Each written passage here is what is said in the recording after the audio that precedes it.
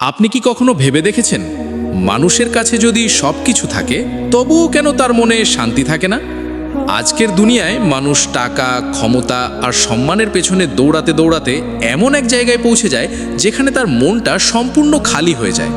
সমস্যা হলো, মানুষ মনে করে দুনিয়ার সব কিছু পেলেই সুখ পাওয়া যাবে, কিন্তু সত্যি কথা হলো আসল সুখ দুনিয়ার ধন সম্পদে নয়, বরং আল্লাহর সন্তুষ্টিতে।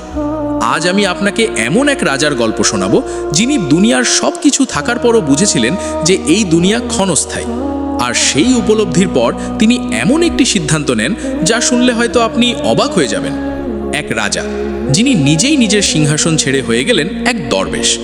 এই গল্প শুধু একটি গল্প নয়, এই গল্প আমাদের জীবনের জন্য একটি বড় শিক্ষা। গল্পের শুরু। অনেক বছর আগে এক বিশাল রাজ্যের শাসক ছিলেন এক শক্তিশালী রাজা। তার প্রাসাদ ছিল এত বড় যে দূর থেকে দেখলে মনে হতো যেন কোনো পাহাড় দাঁড়িয়ে আছে। সোনার তৈরি দরজা, রূপার তৈরি বাসনপত্র, দামি কার্পেট আর অসংখ্য দাসদাসী সব কিছুতেই ভরেছিল তার রাজপ্রাসাদ।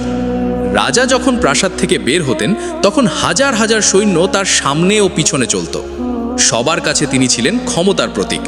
কিন্তু আশ্চর্যের বিষয় হলো, এই সব কিছুর মাঝেও রাজা কখনো কখনো একা বসে থাকতেন। তার চোখে যেন অদ্ভুত এক শূন্যতা দেখা যেত, কারণ তার মনে একটি প্রশ্ন বারবার ঘুরে বেড়াতো, এত কিছু থাকার পরও কেন আমার মনে শান্তি নেই? এক অদ্ভুত রাত। এক রাতে রাজা তার প্রাসাদের ছাদে হাঁটছিলেন। চারদিকে ছিল গভীর নিস্তব্ধতা, আকাশে অসংখ্য তারা জ্বলছিল। হঠাৎ তিনি দূর থেকে এক মানুষের কণ্ঠ শুনতে পেলেন। কেউ একজন আল্লাহর নাম নিয়ে কান্না করে দোয়া করছিল। রাজা অবাক হয়ে গেলেন।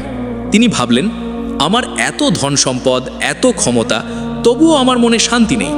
আর এই মানুষটিই হয়তো গরিব, কিন্তু তার দোয়ার মধ্যে এমন শান্তি কেন? রাজা সেই মানুষটিকে খুঁজে বের করার সিদ্ধান্ত নিলেন। দরবেশের সাথে সাক্ষাৎ। পরদিন ভোরে রাজা সাধারণ পোশাক পরে শহরের দিকে বের হলেন। তিনি দেখতে পেলেন এক দরবেশ একটি ছোট্ট কুঁড়ে ঘরের সামনে বসে আছেন। তার গায়ে ছিল পুরনো কাপড়, খাবারও ছিল খুব সাধারণ, কিন্তু তার মুখে ছিল এক অদ্ভুত প্রশান্তি। রাজা তার পাশে বসে বললেন, হে মানুষ, তোমাকে দেখে মনে হচ্ছে তুমি খুব শান্তিতে আছো। তোমার কাছে তো দুনিয়ার কিছুই নেই, তবুও তুমি এত সুখী কেন? দরবেশ হেসে বললেন, কারণ আমার হৃদয় দুনিয়ার লোভ থেকে মুক্ত। রাজা অবাক হয়ে গেলেন। তিনি আবার জিজ্ঞেস করলেন, দুনিয়ার সব কিছু থাকা সত্ত্বেও মানুষ কেন অসুখী হয়? দরবেশ ধীরে ধীরে বললেন, কারণ মানুষ দুনিয়াকে নিজের স্থায়ী ঘর মনে করে, কিন্তু আসলে এই দুনিয়া হলো একটি সফর মাত্র।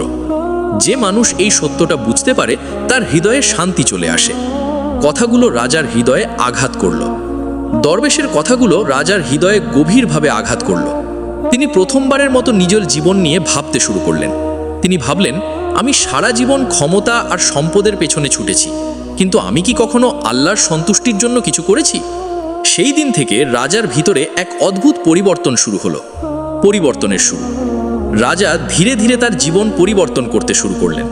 তিনি প্রাসাদের বিলাসিতা কমিয়ে দিলেন, গরিবদের সাহায্য করতে শুরু করলেন, রাতের বেলা উঠে নামাজ পড়তে শুরু করলেন। কিন্তু তবুও তার মনে একটি প্রশ্ন ছিল, আমি কি সত্যিই আল্লাহর জন্য বেঁচে আছি? একদিন তিনি আবার সেই দরবেশের কাছে গেলেন। রাজা বললেন, আমি শান্তি খুঁজছি, কিন্তু এখনো পুরোপুরি পাচ্ছি না। দরবেশ বললেন, কারণ তোমার হৃদয় এখনো দুনিয়ার সাথে বাঁধা। সবচেয়ে বড় সিদ্ধান্ত। সেই রাতটি ছিল রাজার জীবনের সবচেয়ে গুরুত্বপূর্ণ রাত। তিনি দীর্ঘ সময় ধরে চিন্তা করলেন। অবশেষে তিনি এমন একটি সিদ্ধান্ত নিলেন যা ইতিহাসে খুব কম মানুষ নিতে পেরেছে। তিনি তার সিংহাসন ছেড়ে দেওয়ার সিদ্ধান্ত নিলেন। পরদিন রাজা পুরো দরবারের সামনে দাঁড়িয়ে ঘোষণা করলেন, এই দুনিয়ার রাজত্ব ক্ষণস্থায়ী। আমি এখন এমন এক রাজত্ব খুঁজতে চাই যা কখনো শেষ হবে না। সবাই অবাক হয়ে গেল। মন্ত্রী, সৈন্য, এমনকি রাজ পরিবারও হতবাক হয়ে গেল। কিন্তু রাজা তার সিদ্ধান্তে অটল ছিলেন। রাজা থেকে দরবেশ। কিছুদিনের মধ্যেই সেই রাজা প্রাসাদ ছেড়ে বের হয়ে গেলেন। তিনি সাধারণ পোশাক পরলেন। ধীরে ধীরে মানুষের মাঝে একজন সাধারণ মানুষের মতো জীবন কাটাতে শুরু করলেন। কেউ জানতো না এই মানুষটি একসময় ছিল বিশাল সাম্রাজ্যের রাজা। কিন্তু আশ্চর্যের বিষয় হলো, এই নতুন জীবনে তিনি এমন এক শান্তি পেলেন যা তিনি কখনো প্রাসাদে পাননি। মানুষের প্রতিক্রিয়া। শুরুতে অনেক মানুষ তাকে পাগল বলেছিল। কেউ বলেছিল, এত বড় রাজত্ব ছেড়ে কেউ চলে যায়? কেউ বলেছিল, এটা তো বোকামি। কিন্তু ধীরে ধীরে মানুষ বুঝতে পারল এই মানুষটি আসলে দুনিয়ার আসল সত্য বুঝে ফেলেছে। আসল শিক্ষা। এই গল্পটি আমাদের জন্য একটি বড় শিক্ষা। আমরা সবাই কোনো না কোনোভাবে দুনিয়ার পেছনে ছুটছি, কেউ টাকার পেছনে, কেউ সম্মানের পেছনে, কেউ ক্ষমতার পেছনে। কিন্তু আমরা প্রায়শই ভুলে যাই এই দুনিয়া স্থায়ী নয়। একদিন সব কিছু রেখে আমাদের চলে যেতে হবে। সেই দিন আমাদের সাথে থাকবে না আমাদের টাকা, থাকবে না আমাদের বাড়ি, থাকবে না আমাদের পদমর্যাদা, শুধু থাকবে আমাদের আমল। শেষ বার্তা। বন্ধুরা, দুনিয়ার জন্য চেষ্টা করা খারাপ নয়, কিন্তু দুনিয়াকে নিজের লক্ষ্য বানিয়ে ফেলা সবচেয়ে বড় ভুল।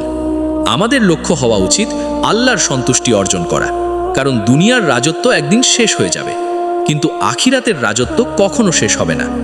হয়তো আমরা রাজা নই, কিন্তু আমরা চাইলে আজ থেকেই নিজের হৃদয়কে দুনিয়ার লোভ থেকে মুক্ত করতে পারি। আর যখন মানুষের হৃদয় দুনিয়ার লোভ থেকে মুক্ত হয়, তখন সে সত্যিকারের শান্তি পায়।